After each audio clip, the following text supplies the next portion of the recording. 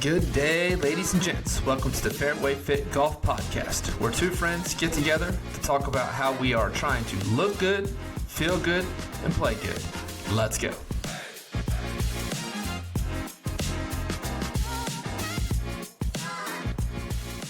All right, welcome back, FairwayFit Golf Podcast fans. We got Season 3, Episode 14. We got 14. Gray here. Good Lord. 14, more than halfway. Normally in our seasons, we'll see how this year goes. But man, we are preview week. What do we got going on this week? First and foremost, Greg, how are we doing? And I think you've got a big announcement for us. I'm busy. 100% busy, but looking forward to heading down to North Carolina and a tiny little place, maybe a sliver of heaven, some people might call it, called Pinehurst. So I'm looking forward to that. I'm looking forward to major number 2 leading up to that, in order to, get the ball rolling and get the juices flowing beforehand, and then roll right into Pinehurst. I'm deeming this season, or maybe the next 2 seasons, I don't know. Maybe the next 10 seasons, I don't know. But I've since season 1, when I was offered a bed at the Bonner House, and and season 2, I was offered a couch at the Bonner House. That was a cot. Season 3 was a cot. Season 3 was a cot. It's gotten less and less. So ultimately, I made the move out to Lovettsville, and I'd like to officially announce that I'm taking my lack of talent to Stoneleigh Golf Course and Country Club. I'm an official member now, which means that I can play more golf and have a lot more fun and have, someplace where I can belong. There we go. I will say this: a lot of firsts for me this year. Something I never thought I would be doing would be owning a single family house and being a member of a golf course. Somehow I knocked that out. Country club. You're right. Country club. You get time, because I actually argued that it wasn't a country club, but then it is a country club. But yeah, we are now members at the same country club. So the one thing that I've always given you a hard time about was the lack of golf. And now there's just no excuse. No excuse. No. I mean, you have to be able to go up there. You have to tell the family. You're going to have to justify why we're spending the money on it. And I mean, it's right there. I mean, we got babysitters here. Mm-hmm. It's already been talked about. It could happen. What's hysterical is I took Elise up there, and she's already big time me. I took her up there today when Brody was at his little preschool trial period. It was like an hour and a half. And we walk around and we see everything. And then we're walking back to the car, and she just goes, "Is that it?" I was like, "Dude, seriously?" I was like, "Come on, you're 5, stop." But no, I'm excited. It's definitely a course that always challenges me. I think the best I've ever shot there when I pissed Brian off was, I don't know, like an 85 or an 84. But at the same time, I think that basically just playing it more and more and more, at least I should be better at that course. And I mean, unfortunately, this season I have kind of let you know that the USGA feels like the course is easier.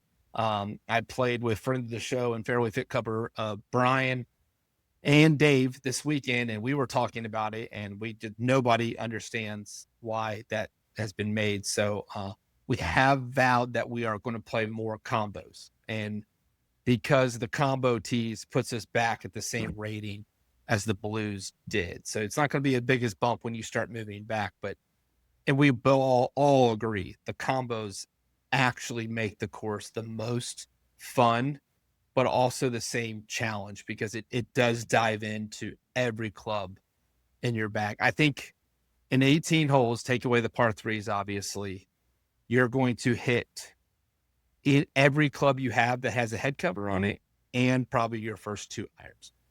Nice. I mean, off the tee. So it's awesome. And it's I do have to say, because I know they listen to the show and they watch as well too, that my little guy teamed up and we took them on in an 18-hole match, And me and my little guy did close them out for our 5, 5, and 5 on number 17. And Solid. we took home. And, my little man got his first money in his hand and was ready to go get a bag of Skittles on the way home. Solid. Solid. No, he that and a Coke Zero, he was ready to go. But no, we were able to take it home. Now he does get, a good amount and helped me out. And, but it was actually a pretty close match all the way through, which was a lot of fun. And, we didn't play bad, but none of us played great either. Brian actually played the front lights out, and I don't know if I've ever seen him shoot higher on the back before. So it was it was fun. It was actually a lot of fun, but my little guy, he's still talking about it. And he did go into his VSGA event a little bit with some high hopes today, and got a little bit of a humble pie. Little chest pumped up. Yeah. I sent you the picture. He had a little, had his little red, white, and blue going on, and he, he may have looked like a little Donald Trump out there from a distance with the red hat on, but it was just an American flag hat. So, yeah, man, I know I'm excited. My family's excited. We can finally do some of them red tee challenges, because I ain't paying for every single round. Or I take that back. You do pay for every single round, but you don't feel like you. It feels like you're paying for free. So that's now my your fun next part. thing. Your next thing is I'm not getting a pool cart yet. I'm not getting a pool cart. Not walking that course until maybe next year. Okay, well that doubles your monthly fee. Yeah, that's fine. Going to end up doubling your monthly fee. Yeah. You'll learn how to do it real quick. I work camps for a reason. You'll learn real quickly, especially 9 holes and stuff. So, but anyway, super excited. We have not gotten out there. You've gotten over there a couple times. I think you've hit balls at least, check things out. Has the wife checked it out? No. Okay, so she'll probably want to do that super quick. The pool's great. Yeah, she's already checked it out, like online, like as far as like seeing like what there's tennis clinics and there's golf clinics and there's the swim team and swim lessons, and she's looked into all that type stuff. Yeah, just we learned very quickly. Just know everything costs money. Costs money. It was a little bit of a surprise to us, but at the same time, you just kind of, instead of going elsewhere to do things, you just went there to do things, and that's just kind of how it goes. And honestly, it was nice. It was nice going into the pro shop and just throwing a number out. Yeah. I still think that I should just randomly at times be like, 1776. Well, 1492, 2436. This weekend at the other course, and we'll talk about a little bit what I was able to do this past weekend. It was a 5-digit number, and it just started. I just started laughing, and my brother's like, "What are you laughing about?" It's like, I don't know. I think I might just throw out a random 5 numbers when that lady comes around, and he goes, "Yeah, I listened to your podcast. I know what you're talking about." So that was funny, but now super excited. But let's move on. What's next? We have our summer season. Round one. Round one of our 8-week season started. And you went ballsy and threw out a Hail Mary right away. I did. You know what's funny is that I almost threw it out after the 5th hole. Oh, wow. Okay. All right. Yeah. I mean, I'm thinking, I mean, there was 6s in my mind. I will say this, like when I played my round, probably through 5 holes, you were sweating a little bit. No, not at all. I think I was like even. Nah, I made it really over at time. It didn't. Honestly, I was like, "There's no way you were going to shoot what you needed to shoot." Just shot a 76 off the bat and just pissed you off for the rest of the year. Yeah. So I played with you enough. I'm shocked you were as low as you were. But anyway, let's get to the summer season recap real quick. I did obviously play Stoneleigh on a actually pretty nice day. Did walk it. It was wasn't too hot, wasn't too bad for me. And I did. Greg did mention after the round, I did throw out one of our Hail Marys, and what I was trying to do was double up. Now, not knowing what Greg was going to, actually didn't think you were going to play for a couple of days. I threw it out there as a Hail Mary. And anytime we do stuff like this, we don't really care if you know what the other person shoots. But it's not something where we dig that deep in. If we find out, we find out. So I did not tell you what we did, but I'm telling you, I was hot. I was 2 under through 5. I mean, I was hitting the ball exactly where I wanted to. I did finish some bad breaks, ended up with a bogey. I bogeyed 3 of the last 4 holes, so I ended up shooting a 37 on the front. But I was perfectly okay with what I did. I actually had 2 kind of weird breaks, but I was pumped, man. You name it. I think I hit 6 out of the 9 greens, got up and down when I needed to get up and down. 2 birdie both par 5s, hit both greens on the par 4 or par 3s. I felt like today was the day. I wanted to text you after 5 holes and just Hail Mary it at that moment. I do need to stop thinking about that.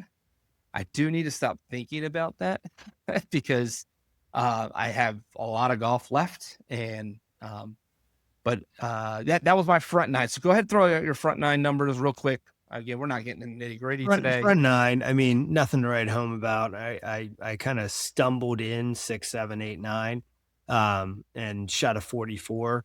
The putter got hot again, though. I will say that the putter got hot again. I only had 15 putts on the front 9, had 3 1 putts, and probably would have been easily 4 or 5 1 putts. I just barely kind of lipped out on 2 of them.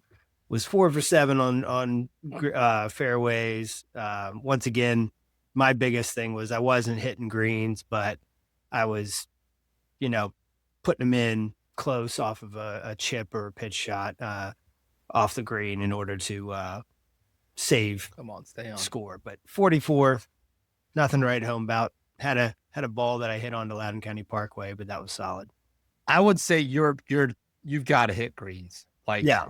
I mean, I've been looking at a lot of stats for juniors and different things, and just kind of because with my 2 that are getting heavily into it, and an elite junior hits half, the amount of greens, hits right about 50%, and so an average junior at their levels is down in the 60%, not 60%, 33%. So they're hitting about 6 greens, and I think that's got to be the number you 100%. Target for the rest of the summer is just greens. And I don't know if it's figuring out ball flight one direction and stop trying to hit both directions, or even if you're not trying to, is really take away good, ball contact. And I'll be honest, I feel like my greens and regulation have really increased is when I stopped trying to hit full shots. Yeah. And I really, really I talk with my 2 a lot about the shoulder shot, the Tommy Fleetwood shot. And I know for first 2 years, me and you would talk a lot, is that you would always want me to take full shots and finish high and finish that. And basically I still, that's my thought process, but I'm trying to take a little bit off, and I don't play full numbers as much as I used to. I really try to dial it back. And even to a point where I'm hitting stuff that I get nervous that I want to fly greens. And I find out is just like 90% of the golfers out there, people don't hit it as far as they think they do. Yeah. So when I'm coming up short, I'm fine, right? To a back pin, and I just take a little off and I'm coming up short. And yeah, I may have a 20-footer opposed to the 3-footer if I was trying to be, not 3-footer, but you know what I mean, 10-footer or even missing the green. And what I have found now when I miss greens, I'm just not so far spread apart. Mm-hmm. So, obviously, and you've played out here millions of times, you can miss it in the worst places possible, and getting up and down is nearly impossible. But there are places you can miss, and knowing a little bit long on this one or a little bit short on this one is huge. So greens regulation. And, we're about to talk about a pretty big golf trip, and greens and regulation over the next 7 days will be huge for you. Oh, yeah. Then we're going to find out who could really putt. So, but anyway, yeah, you turned at 44. What were you playing? Do you remember handicap wise? I was playing a 13. A 13. So let's just say you got 7 on the front and 6 on the back. So right there, 44 puts you at a 38. Is that about right? Yeah. 38. So I was 37 as a 35. It had me as a 4 handicap at the combos. But I made the turn, and I don't remember. I didn't start off. Actually, I know. I played the back very interesting. I ended up shooting a 39. I had a double bogey, and I had a bogey coming in, and I had some, but I did not hit as many greens. I ended up only hitting like 3 greens on the back. I got up and down 5 out of 8 times. Now I say that, and in the golf course, not in just the back, in the whole round. But I had 2 of those were fringe putts, so it could easily. I know some people count that as a green. I just did it that round in Grant, so I ended up having 2 fringe putts there. So I got up right around my goal was to get up 50%, up and down 50% of the time, which kept me into it. Overall, I hit 57% fairways, 50% greens. I only had 28 putts. It helps when you get up and down 5 out of 8 times and you make 2 birdies. Yep. So, and they were actually both 1-putt birdies on the par 5. So, pretty psyched about it. Had no 3 putts, which I was actually very close to having a perfect game. Remember our perfect game we talked about last year? So that is, remember, that's a bonus point. We didn't talk about it last week, but we'll put that one back in the rules. And to remind everybody, the perfect game is you do not lose a ball. You do not have a 3-putt. And for me, it's no doubles. For you, it was no triples. Yep. Is that what we had? There we go. So, so once I ended up hitting a ball out of bounds, I decided to make that a double. So I wasn't even going to come close to the perfect game. And I lost all the ball on that one too. So that was a trifecta as well. But I don't know. I was pretty pumped. Had me at a 4 handicap, so I ended up shooting 76, net 72. Pretty darn good. Back 9, I started out with just a wayward drive, kind of almost like I had just was driving the ball pretty decently with the driver, and just left it wide open, just pushed it straight down. Had no draw to it, pushed it straight into the woods on 10. So had a drop, drove it down up the left side of the fairway then. But then legitimately just fell apart. Like had my approach shot when I was hitting 4, missed the green to the right, and then duffed a chip and then chipped it down. So I doubled 10 to start off, then kind of righted the ship, but nothing to really write home about. Was still rolling the rock really well. Had 3 more 1-putts on the back 9, but I did add 2 3-putts on 16 and 18. Long putts, but basically, it was a 40 and a 50 plus putt on those 2, but still shouldn't have done that. Got a little bit better at hitting greens. I was 4 for 7 on the back. So finished off with a 45 on the back. Once again, nothing to write home about. Probably left 5-6 shots out there for an 89. Had 33 putts, 50% fairways, 28% greens for a net 76.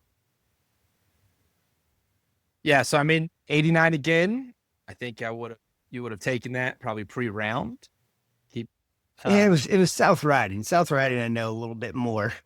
Let me ask you this though: can you remember back-to-back rounds in the 80s in the past 6 months? Well, obviously not. No. We don't play a lot in the winter. We'll say 8 months. Since before school started last year. Oh no! Like I was on my downfall in the late fall. So obviously, membership going to change things. I hope. I will say this: I don't know if it's Stoneleigh's range or what, but I told you I went and hit balls. Yeah, and I had the same experience you did. I had a Shank City experience, and I'm not gonna lie, number 9, when I'm in the middle if I do get to the middle of the fairway on 9, I do get nervous because I have hit so many balls over there on number 9 in the past couple months that it's kind of a war zone. Like it's a little bit old Goose Creek. I went Stevie P. I just kept, as soon as I'd shank it, I'd put the club in the bag, and then I'd change the club. And then if I shanked that, boom, in the bag. Shank. Before you knew it, you were putting. No, before I knew it, I was just hitting drivers. I was that guy that basically showed up and hit 47 drivers. But like, yeah, like I settled down and got some good work in afterwards. But like, I had a 6-minute like shank session where I was just like, I'm glad there's only 4 people here on Father's Day morning that are now playing. My house is probably let's just say 1,000 yards. Yeah. As a crows fly away.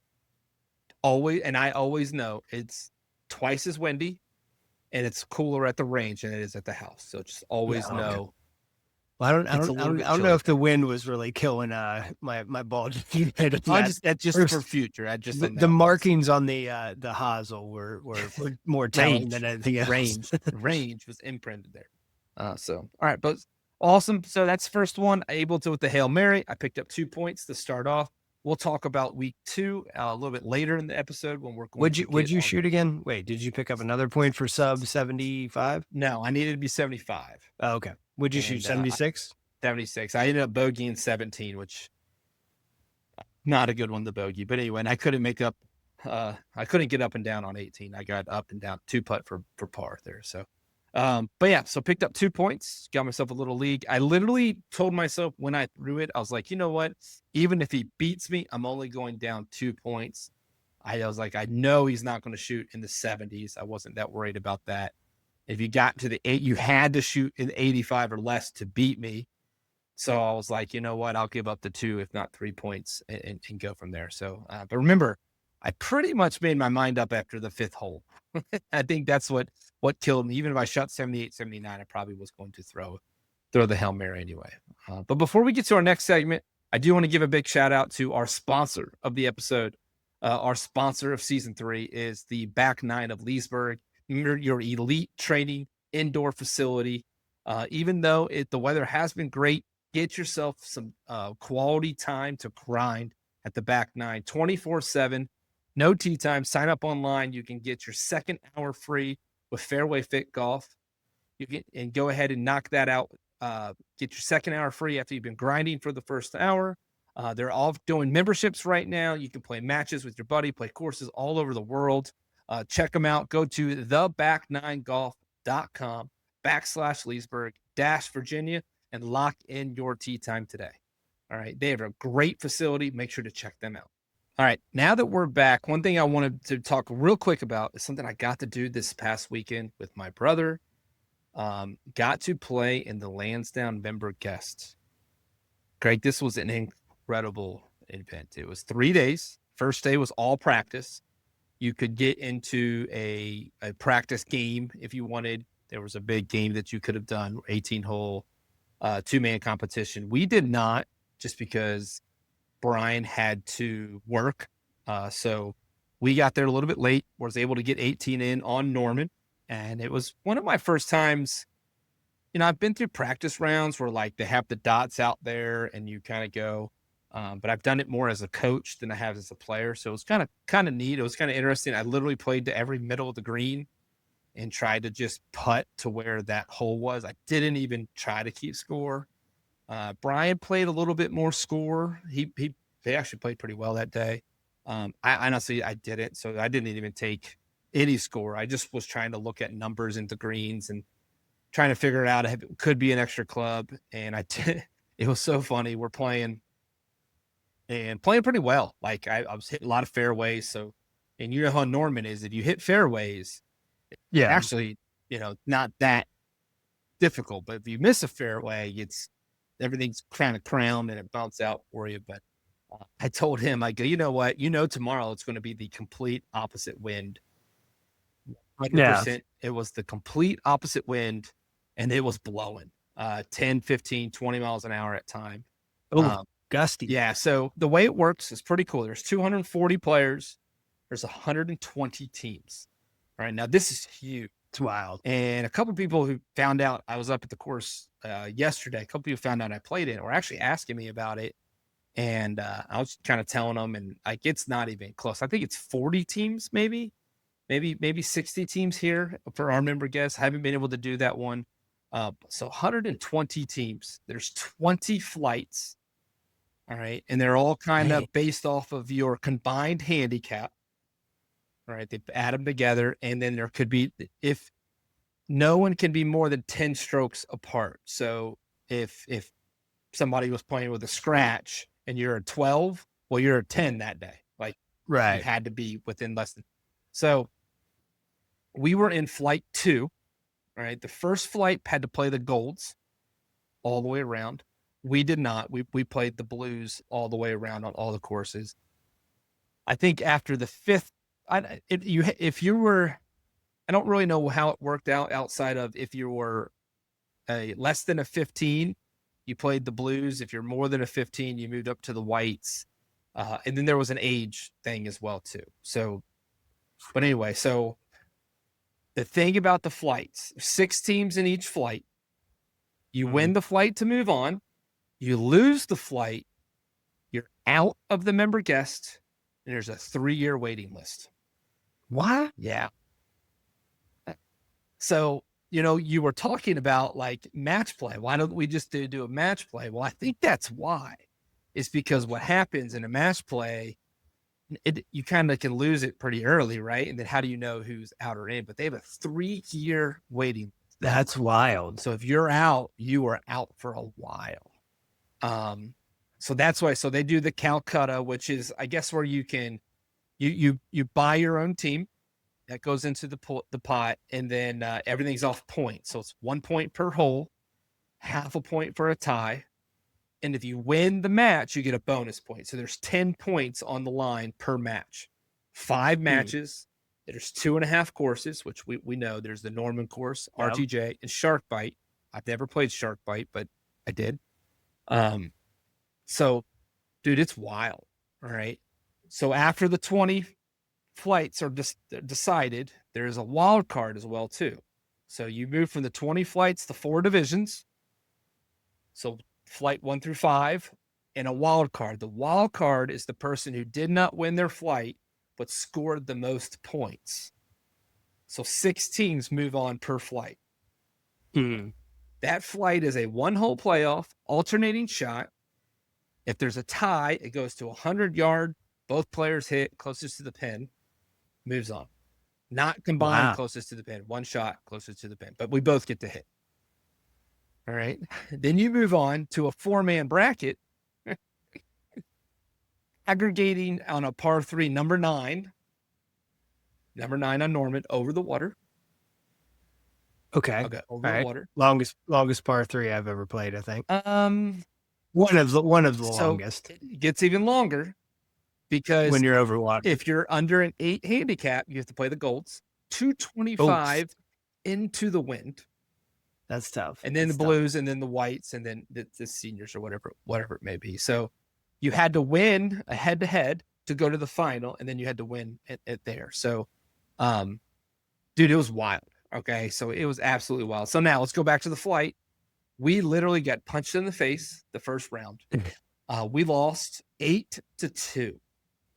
Ouch. 8-2. We had a guy who was probably, I think they had him at like a 4 or 5 handicap from Cut Along. Really awesome dude. Shoots a 37 and has 3 birdies.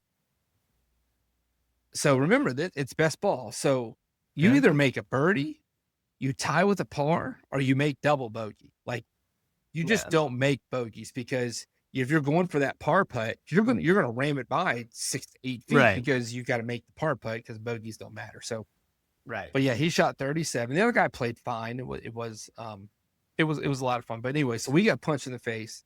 We won our second match. It was like 6-4, 6.5, 3.5, whatever it may be.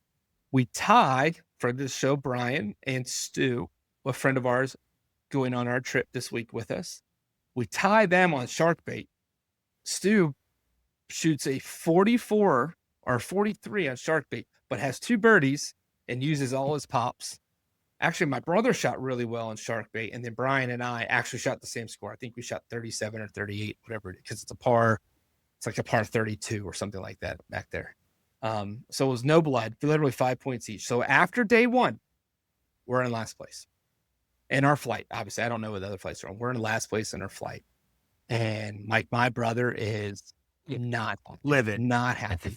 I know he You're did. gonna cost me 3 Yeah, years. he did his best. He did his best not to, because that first round I did not play great. Didn't play like awful, but I mean I'm getting beat hands down. The guys are dropping 30s. That's par. It was windy. He didn't play the best either. It wasn't like we ham and egged it. We just didn't play great. We got beat. Didn't even win a hole.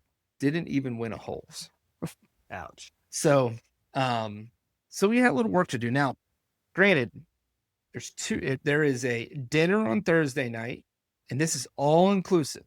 All you can eat and all you can drink. What kind of food? So the first night was, what was the first night? It's all catered, dude. It's like Jeff. But is it good? Oh food, my or gosh. Is it like... I have no complaints.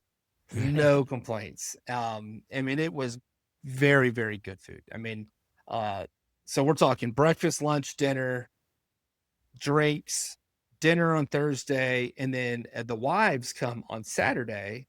And rookie mistake, you actually get a little cleaned up and you actually presentable. We did not. We were shorts in our golf gear, but the wives did come.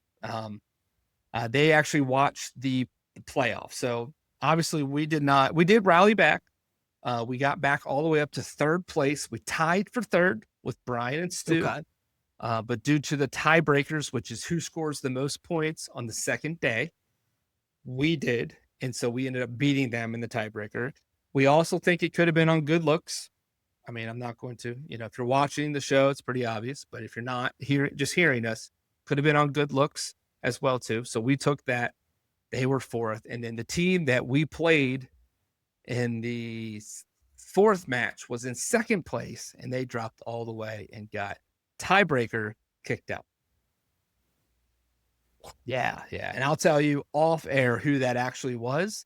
And let's just say the rule books were taken out at the final dinner because it was not a good moment. I could assume that. I mean, if you're getting booted for 3 years, I mean, and you could be an OG there, right? One of the original founding people. So be like, I've been part of this for 10 years straight. I could have been. So, dude, it was wild. So people were happy, excited. Anyway, so now we go out. They do the divisional playoff. That was awesome. We had Brian's two good friends, Mike and Mike. They actually won it on a 100-yard shot, and they are just they've enjoyed themselves over the last 2.5, 3 days, let's just say, and a lot of fun. Great guys. It's a lot of good people at Lansdowne. It was kind of fun to hang out with them at the dinners and everything. They not like Schwartz's level? No, they're enjoying them. No. I love Schwartz, but no, they were a little bit better golfers, put it that way. Well, obviously, I think they were like flight 16, maybe right around that flight. So anyway, so they ended up making it to the finals. I told you. They go off to the tee behind the water, and all of a sudden there's 300 carts, 400 carts around the green. You have to clear the way because they bring out the mower and the rower, and they cut the grass and they rolled the greens as they waited on the tee box. Yeah. Grounds crew came out, they cut the grass on the green and the edges, and then they rolled the greens just to make it a little bit harder, blowing into their faces on the par 3. It was absolutely insane. And so after they're done rowing and cutting, it's go time, right? And I'm sitting there with Brian, both of them. And I'm like, the carts now are behind the bunkers, which if you remember on that hole from the tee box, it looks like the bunkers are a part of the green. They're actually like 25, 30 yards behind the green. I told them, I'm shooting the bunkers and I'm trying to hit it over the green. That's not the case. It was chunk, tie. First group had to go back, water all over the place. So anyway, Mike and Mike, they actually did make it to the finals. 2 of them hit it over the green. They chipped it on the green, one on each team. The greens were running so fast, it ran all the way through, kind of like number I think it's 15 on Augusta, came all the way through right on down into the water. So they had to go re-hit and anything. Anyways, a father and son group ended up winning. So anyway, if I heard it right, you take about $8,500 home a person if you win it. You get, if you win your flight, you get signed flags by everybody in your flight. It says you're a champ, and then the winner actually gets jackets as well too. It's a red sports coat. It's which was interesting because at the dinner I'm like, why is these guys wearing these red sports coats, like these old dudes? And like Brian's like, well, those are old winners. I was like, the guy pulling the book out, did he have a red jacket on? He did not. Okay, so he's probably so just it's really weird. So there's the only controversy we had. So we had two older brothers that were actually a lot of fun to play with, just because I kind of saw a lot of my brother and myself as we kind of bicker at times. They were bickering. I'm like, man, I just hope we're that cordial when we're older. But so each match at 2:45, the horn blows. All right, you have the opportunity to finish the hole, or you have the opportunity, or if you haven't started the hole, you have any holes that you haven't finished. And now that's a long match. I mean, that's long. We never came that close. But on the last one, they weren't blowing the horn because everybody's kind of getting scores. It's kind of chaotic to figure out who won, this and that. So the two older guys said, yeah, we'll go ahead and play. They ended up losing the hole, and they ended up tying the match, which tied them overall. They lost the tiebreaker and did not get the chance to move on. And they also lost the tiebreaker of the wild card, so they didn't get a chance to move on at all.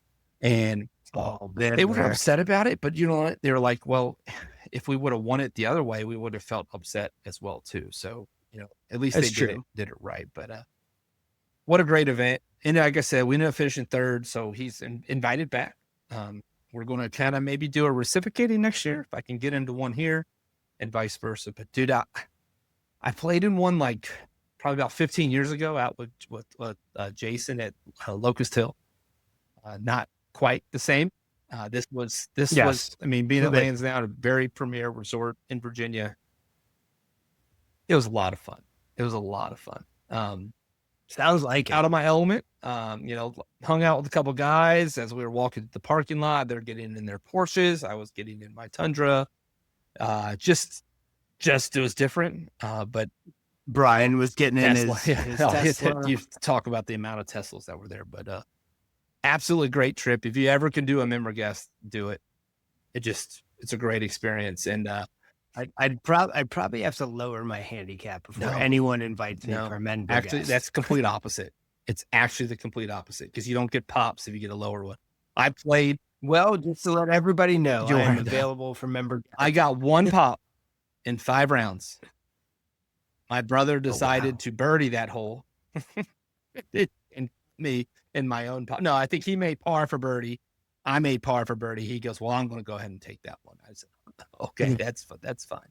But yeah, overall shot, I think after the first day, I think I shot like a 43 or 44 the first day. And then I shot a 30. Basically, I shot a 37 one day. That was my best I played, but I shot 39, 40, I think the other times. So like I said, though, like it is weird because score don't matter at all, man. It is literally the hole. But I did have a chance on the final hole for birdie. We would have been able to win that match, or actually would have tied that match. It would not have made a difference. We would have just finished third outright. Instead, we finished tied for third and took it in the playoff. But the adrenaline's pumping, man. Like I was nervous in the first couple shots, and it was just a lot of fun. Lot of fun. Still love RTJ, and I will play Norman any day of the week. But if I had a choice, I'm playing RTJ. So, but did not finish last, but hopefully to make a return. Shout out to Brian, friend of the show, Fairway Fit Cover, Brian F. He does have 3 of those flags with Stu. Yeah, they're hanging in their office. He did say when they won those, he was more around the 5-6 handicap range, and so he was a little bit further back. And Stu usually plays well below his in tournaments. Too, he is. Put it this way: the guy, my little guy played with today, is also a member at Lansdowne, and he handles the handicap system. And he knew of Stu. Very quickly, news to. So, but anyway, big moment. We're 2 sleeps away. All right, 2 sleeps away. Mhm. I know you're headed down for a little bit different reason, but really 2 sleeps away before our big weekend starts off, because we are headed to Pinehurst for Gens Cup 2026, where we go down with 36 of our buddies. Can't wait, man. Can't wait. But we have one other thing, right? Yeah, so we'll get to that actually too. We're going to talk major number 2, but I want to talk Gens Cup first. So starting on Thursday, we are going to meet up with all of our buddies, and we are playing the Cradle. All right. The Cradle so my brother was telling me, dude, it's going to end up being 8-somes. Like, they don't care. Like, they just go play, and you can play really? in like an hour and a half tops. So Yeah. Looking forward to that. Maybe even play it twice. Because if I remember correctly, what I ran up on it, like there's like the longest hole is like 150. I have no idea. He goes, but you have 8-somes. You just play. So I think it's just going to be one kind of party out there as we're playing with everybody. Hopefully everybody knows we're coming, because we might make a little bit of a scene.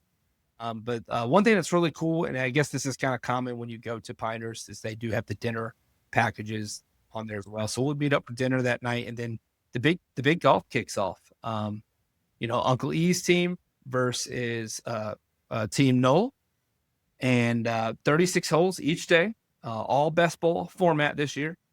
When it comes to the bullets, are the bullets just pops? They're basically they're. I don't think you can move up. I'm guessing. I'm guessing. I haven't seen anything as far as I'm guessing they're just basically strokes. Pop, but you're just going to get pops on. But I don't know if you can. If you're a 3, I think, do you get 1, 2, and 3, or do you use 3 on any hole of your choice? If it's pops, it's usually 1, 2, and 3. If they're going to let you choose, that may be the one deciding thing. That's the one thing we'll probably have to clarify. They'll probably have that info. I doubt we're the only ones asking. But no, pretty cool to do. I'm super excited about it. We are playing the original Pinehurst number 1. A couple notes about that. Originated in 1898. It's a par 70, 6,100 yards. So it's not very long course. It's wide fairways and very forgiving. It is called the Great Warm-Up. It's a great warm-up for Pinehurst. So that is in the morning. We're going off. We do have teams in this. We'll kind of recap that when we get back after it. But just to move on for time here, our second round is number 4. A Gil Hance design from 1919. Par 70. Gil Hance. Great name. Par 72, 7,200 plus yards. It is a dramatic. I'm sorry. Yes, it has a very strategic bunkering, but it has more forgiving greens than the iconic number 2. So to what I understand, it has some of the same similarities, but just more forgiving greens. I have heard number 4 is probably some people's most favorite one to play. Yeah. Oh, okay. So I don't hear a lot of people love playing number 2 because it's just that hard. It's more like they say number 4 is the Pinehurst feel. Well, they say that number 2 is beautiful. Yeah, I hear that. Iconic, beautiful, and we'll use that word later. It's like they're like beautiful, hard, but beautiful. Right. So that taps off day 1. Day 2, we're headed to number 8, which I believe number 8 is not close. Like, that's the shuttle. Got to get there. It is more rolling terrain, wetlands, and more forest. So it's more secluded because it's not like any of the other ones. Par 72, 7,100 yards. Now, obviously, we're not playing those. That's just what it is tipped out at. But it's often considered the second most enjoyable. Actually, no, the most enjoyable behind number 4. I think number 4 is the most enjoyable in the resort, but this is the most enjoyable through all of Pinehurst. So that's a morning. And then we do have to, if you noticed on that one, we do have split tee times. We have people going off 1 and 10 at the same time. Oh, yeah. So like there's 2 7 o'clocks, 2 7:10s. And I think that is because we have to get back to number 2. So we're finishing up the day. a Donald Ross masterpiece. It's hosted the most U.S. Opens, most recently in 2024, when Bryson hit that bunker shot on 18, which I'm going to go on a limb is going to be attempted by quite a few people. Par 72, 7,200 yards. It's an iconic experience, and it's known for its turtle back greens. So, can't wait. How many people you think are going to have 4 putts just day in, day out? Or on, I'm sorry, not day in, day out. On number I would say every single person will take 1 putt and putt it off the green. So that will most likely lead to a 4 putt if you want to consider keep putting or not. But yes, they'll have 1 putt, then putt it off the green. So, dude, it's going to be a heck of a time. Got to dress up a little bit for the dinners, which is kind of exciting. It's something that we've always talked about with Fairway Fit Cup, of trying to make it a little bit more fancy and everything here. Can't wait. 2 sleeps away. Make sure to check us out next week as we will recap Gens Cup. But, as we're getting a little bit later in the episode, I think we need to talk about probably something that's super exciting as well, too. Before we head to the Pinehurst area, about an hour outside Pinehurst, we are going to head to, where are we headed? Tot Hill Farm. Now, this is something I am super, super, super excited for. Trust me, I'm excited. So, designed by Mike Strantz, same architect of Tobacco Road. So I talked to some people who played this past week, and they said about 5 years ago went through a major redesign, and they are saying it is just as good, if not better, than Tobacco Road. I've seen a lot of comparison and contrast. It's built through between those it's built two. through a dramatic rock outcroppings, creeks, ravines, and steep elevation change, frankly described as an adventure rather than a traditional round of golf. Following a major restoration, the course was regained much of Strantz's original vision and has earned national recognition, including its place in the top 100 course list. Why some golfers don't love it: blind shots, unconventional angles, visually intimidating holes can frustrate players who prefer classic architecture.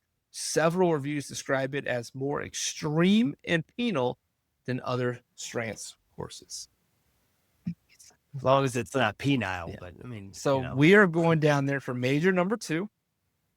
I think we did come to an agreement last episode that instead of our typical Stableford, which is major, we're going to play it in straight up stroke with our handicaps, and we're going to hold on, man. We're going to hold on for dear life. I have not put it in Grint.